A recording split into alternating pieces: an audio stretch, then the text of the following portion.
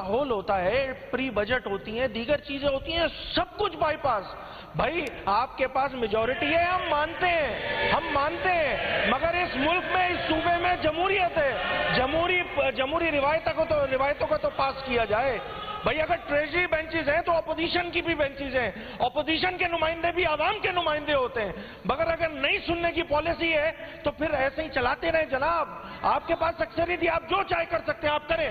پھر آپ جو کریں، پھر ہمارا جو دل ہے ہم وہ کریں گے. سیدھی سی بات ہے. ہمیں اگر آپ جمہوری روایتوں کو پاس نہیں کریں گے تو پھر اسی طرح کی صورتحال ہوگی. احتجاج کرنا ہمارا جمہوری حق ہے، ہم وہ احتجاج کر رہے ہیں.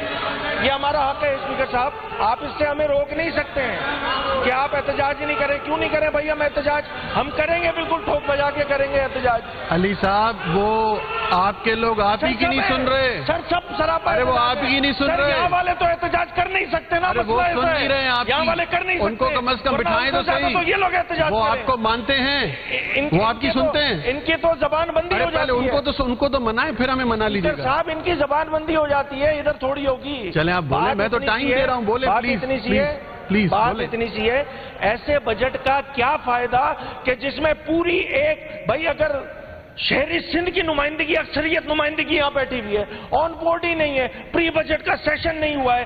آپ لوگ کیا چاہتے ہیں؟ ڈکٹیٹرشپ چلانا چاہتے ہیں. یہ جمہوری ڈکٹیٹرشپ ہے اسپیکر صاحب. ڈکٹیٹرشپ ہے، جمہوری ہے.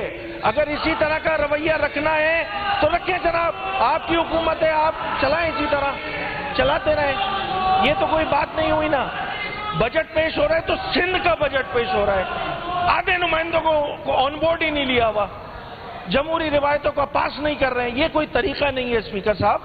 ہم احتجاجاً اس بجٹ اسپیچ کا ہم جو ہے وہ بوائیکاٹ کرتے ہیں، اور ہم جو باقی باتیں بجٹ کے آگے آنے میں جو صورتحال بنے گی اس میں کریں.